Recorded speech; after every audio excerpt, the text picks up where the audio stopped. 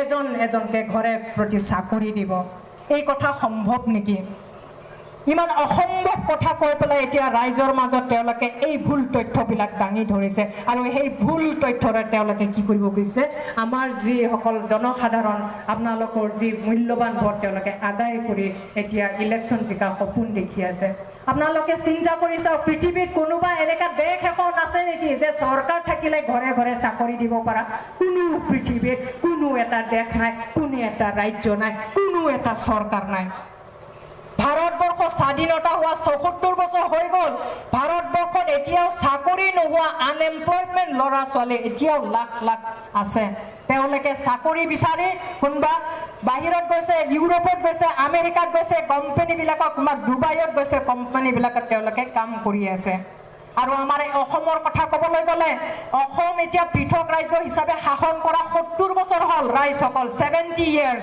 এই ৭০ বছৰত অসমত ঘৰে ঘৰে কোনো চৰকাৰে কেতিয়াবা কংগ্ৰেছ থাকিলেও এজেপি বিজেপি থাকিলেও তেওঁলোকে ঘৰে ঘৰে কি দিব পৰা নাই চাকৰি দিব পৰা নাই ৰাইজসকল আপোনালোকে সকলোৱে জানে এই মাৰ্চ মাহত যেতিয়া আমাৰ এই ভয়ংকৰ কৰোনা ভাইৰাছৰ কাৰণে যি লকডাউন হ'ল তাৰ পিছত কেইদিনমানৰ কাৰণে আনলক যি ডিক্লেয়াৰ কৰা হ'ল তেতিয়া কি হৈছে এই অসমৰ পৰা আমাৰ বিটিচি অঞ্চলৰ পৰা এই চাকৰি নোপোৱা ল'ৰা ছোৱালীসকলে বাহিৰত কোনোবা বেংগালুৰু কোনোবা মাদ্ৰাজ চেন্নাই হায়দৰাবাদ মুম্বাই সেইবিলাকত কি কৰিব যোৱা কোম্পানীত চাকৰি কৰিব যোৱা কোনোবা ড্ৰাইভাৰ কোনোবা কি বুলি কয়তো বিউটি পাৰ্লাৰ ৰেষ্টুৰেণ্ট বহুত ধৰণৰ এনেকুৱা কোম্পানীবিলাকত কাম কৰিব যোৱা ল'ৰা ছোৱালী কিমান লাখ কি কৰিছে ঘৰত ঘূৰি আহিছে যদি অসম চৰকাৰে চাকৰি ঘৰে ঘৰে দিব পৰা হ'লে দিয়া হ'লে এই ল'ৰা ছোৱালী জানো বাহিৰত কাম কৰিবলৈ গ'লহেঁতেন আজি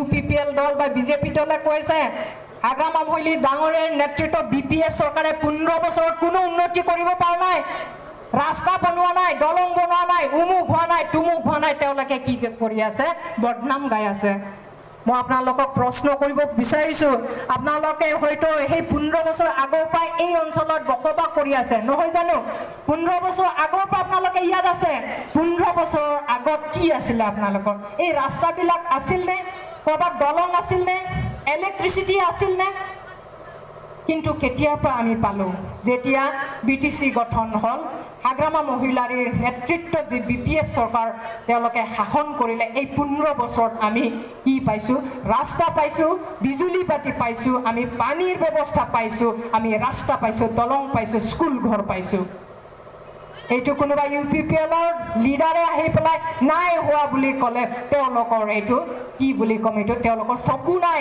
দেখি নাপায় মই কম এতিয়া সেই প্ৰমোদ বড়োই যে কেম্পেইন কৰিবলৈ AC গাড়ীত আগে পিছে এস্কৰ্ট লৈ পেলাই এই ৰাস্তাবিলাকত যে ঘূৰি আছে সেইটো প্ৰমোদ বড়োই বনোৱা নাই কোনোবা বিজেপি চৰকাৰে বনোৱা নাই সেই ৰাস্তাবিলাক বনাইছে BPF চৰকাৰে গতিকে এনে ক'ব লাগে বুলি এনে মিছা ভুল তথ্য দি পেলাই ৰাইজৰ মাজত গৈ পেলাই তেওঁলোকে যিবিলাক কথা কৈ আছে তাৰ পৰা আপোনালোকে সকলোৱে সজাগ হওক সাৱধান হওক যাতে তেওঁলোকে আমাৰ এই সহজ সৰল ৰাইজসকলক ঠগিব নোৱাৰে তাৰপিছত আমাৰ মহিলাসকলক কি কৈছে যে সেলফ হেল্প গ্ৰুপবিলাকক কি কৰিব বোলে ৭৫,০০০ টকাকে কি দিব সেলফ হেল্প গ্ৰুপবিলাকক কি কৰিব দিব প্ৰমোদ বড়ো ডাঙৰীয়ে যদি চৰকাৰত আহে এতিয়া এই ৭৫,০০০ টকা ক'ৰ পৰা দিব যেতিয়া গাঁৱে গাঁৱে ফৰ্মবিলাক বিলাইছে এই ফৰ্মটোত কি আছে এফালে ট্ৰেক্টৰৰ ছবি আছে আনফালে আছে প্ৰমোদ বড়োৰ ছবি এতিয়া সেলফ হেল্প গ্ৰুপবিলাকক যি স্কিম দিয়ে ভাৰত চৰকাৰে সেই স্কিমটোতো সেই কংগ্ৰেছৰ দিনৰ পৰা আৰম্ভ হৈছিলে এতিয়া বিজেপি চৰকাৰৰ দিনতো সেই স্কিমে চলি আছে তাত কিবা ক'ৰবাত নৰেন্দ্ৰ মোদীৰ ছবি আছে নেকি তাততো নাই পদম ফুলৰ ছবি আছে নেকি সেই স্কিমৰ ফৰ্মত তাততো নাই কিবা কংগ্ৰেছৰ সময়ত কিবা সোনিয়া গান্ধীৰ ফটো আছিলে নেকি হাতৰ ছবি আছিলে নেকি তাততো নাই এতিয়া আমাৰ প্ৰমোদ বড়ো একেবাৰে নিজকে কি বুলি ভাবিলে সুপাৰ পাৱাৰ মেন এনেকৈ তাৰমানে এই স্কিমৰ ফৰ্মতো নিজৰ ছবি আৰু নিজৰ পাৰ্টিৰ চিম্বলটো লগাই থৈ দিলে।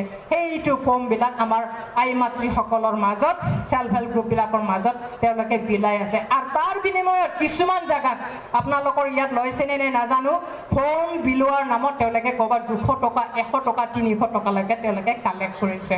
আৰু এইবিলাক খবৰ আমি পাই আছোঁ। আমাক গাঁৱৰ মানুহবিলাকে গ'লে কয় আৰু ফটো তুলি তুলি মোবাইলত আমাক পঠিয়াই দিয়ে। আৰু এই স্কিম, এই পইচা, এই ৭৫,০০০ ক'ৰ পৰা দিব বুলি সোধোঁতে তেওঁলোকে কি কৈছে, আমাৰ যে এই BTR চুক্তি 3 বছৰত ১৫০০ কোটি টকা যে দিম বুলি লিখা আছে, সেই টকাৰ পৰা বোলে ৭৫,০০০ টকাকে দিব।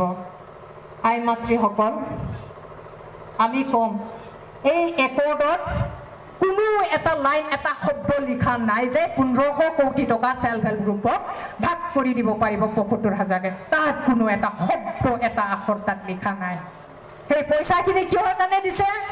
আমাৰ সেই যিটো একৰ্ডত কিছুমান ইনষ্টিটিউশ্যনবিলাক দিছে সেইবিলাক বনাবলৈ আৰু কিছুমান ডেভেলপমেণ্টৰ কাম কৰিবলৈ। আৰু যদি সেল্ফ হেল্পক এই ১৫০০ কোটি ভগাই দিলেও আমি যদি হিচাপ কৰোঁ, BTC অঞ্চলত আমাৰ ৩,০০০তকৈ বেছি গাঁও আছে। এখন গাঁৱত কমেও 10টা সেল্ফ হেল্প গ্ৰুপ থাকে। আপোনালোকে এতিয়া হিচাপ কৰি চাওক, প্লাছ মাইনাছ কৰি চাওক কিমান দিব পাৰিব। এখন গাঁৱত যদি 10টা সেল্ফ হেল্প গ্ৰুপ থাকে, ৩,০০০খন গাঁৱত কিমান সেল্ফ হেল্প গ্ৰুপ থাকিব? আৰু সেইটো আপোনালোকে ডিভাইড কৰক ১৫০০ কোটি টকা কাক কিমান দিব পাৰিব, যদিও দিয়ে সেইটো আপোনালোকে হিচাপ কৰি চাওক। গতিকে ইমান মিছা কথা কৈ পেলাই ৰাইজক এনেকৈ ঠগিব খুজিছে। তেওঁলোকে কৈছে আমাৰ এই ভেঞ্চাৰ স্কুলবিলাক এই UPPL চৰকাৰ আহিলেহে, প্ৰমোদ বড়ো চিফ হ'লেহে এইবিলাক প্ৰভিন্সিয়েলাইজ কৰি দিম। এইটোতো আমাৰ অসম চৰকাৰৰে কাম। এতিয়া আপোনালোকৰ আমাৰ সন্মানীয় মন্ত্ৰী ডাঙৰীয়া আপোনালোকৰ ওচৰতে আহিছে, তেওঁলোকে বেছিকৈ জানে। এইবিলাক কোনো প্ৰমোদ বড়ো আহিলে কৰিব পৰা কাম নহয়। সেইটো প্ৰমোদ বড়ো থাকিলেও কোনোবা বেলেগ থাকিলেও যোনে চৰকাৰ গঠন কৰে তেওঁলোকে কাম কৰিব পাৰে। আৰু অলৰেডি তেওঁলোকে কৰিয়ে আছে। যিসকলে এতিয়া MLA হিচাপে, মন্ত্ৰী হিচাপে অসম চৰকাৰত তেওঁলোকে আছে, তেওঁলোকে এইবিলাক কাম কৰি আছে। এইবিলাক চব মিছা কথা।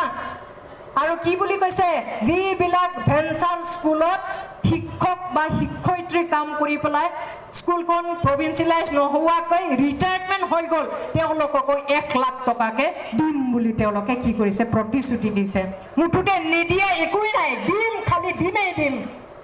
ক'ৰ পৰা দিব? আমাৰ BTCত ক'ৰবাত টকাৰ গছ আছে নেকি?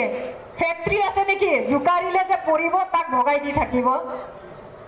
এইবিলাক আপোনালোকে নিজে নিজে অলপ চিন্তা কৰি চাওক। সেইকাৰণে আপোনালোকক অনুৰোধ জনাব বিচাৰিছোঁ যে এইবাৰ ইলেকশ্যনত হয় আমাৰ কিছুমান সৰু সুৰা অভিযোগবিলাক আছে। কোনোবা কম্বল এখন পোৱা নাই, আঁঠুৱা এখন পোৱা নাই, সূতা এমুঠি পোৱা নাই বুলি আমাৰ আই মাতৃসকলেও কেতিয়াবা কি কয়, দুখ পায় যে অমুকক দিলে মোক নিদিলে। কিন্তু এইবাৰৰ যিটো ইলেকশ্যন, আমি ৰাইজসকলক কৈছোঁ, এইবাৰৰ ইলেকশ্যন সূতা কম্বল পোৱা নোপোৱাৰ ইলেকশ্যন নহয়। আমি কেনেকৈ BTC অঞ্চলত জাতি জনগোষ্ঠী একেলগে শান্তিৰে জীয়াই থাকিব পাৰোঁ, সেইকাৰণেহে আমি এই ইলেকশ্যনত আমি নিজৰ বিবেক ভোট দিব লাগিব। আৰু এই শান্তিক কোনে বজাই ৰাখিছে? এই 15 বছৰত হাগ্ৰামা মহিলাৰ নেতৃত্ব BPF চৰকাৰে এই 15 বছৰে আমাৰ মাজত এই শান্তি সম্প্ৰীতি তেওঁলোকে বজাই ৰাখিছে। গতিকে আপোনালোকেও এইবাৰ ইলেকশ্যনত আপোনালোকৰ যিবোৰ সিদ্ধান্ত, আপোনালোকৰ যিবোৰ বহুমূল্য ভোট, আমি যিখন চৰকাৰ BTCত থাকিলে আমি শান্তিৰে একেলগে জীয়াই থাকিব পাৰিম, সেই কথা চিন্তা কৰি আপোনালোকে নিজৰ নিজৰ বিভেদ ভোটবিলাক দি পেলাই আকৌ এবাৰ নাঙলৰ ছবিত ভোট দি পেলাই আপোনালোকৰ মৰমৰ প্ৰাৰ্থী জেমছ বসুমতাৰীক নাঙলৰ ছবিত ভোট দি পেলাই আকৌ এবাৰ জিকাই আৰু জয়যুক্ত কৰাই BPFক আকৌ BTCত চৰকাৰ গঠন কৰিবলৈ আপোনালোকেও সহায় কৰক।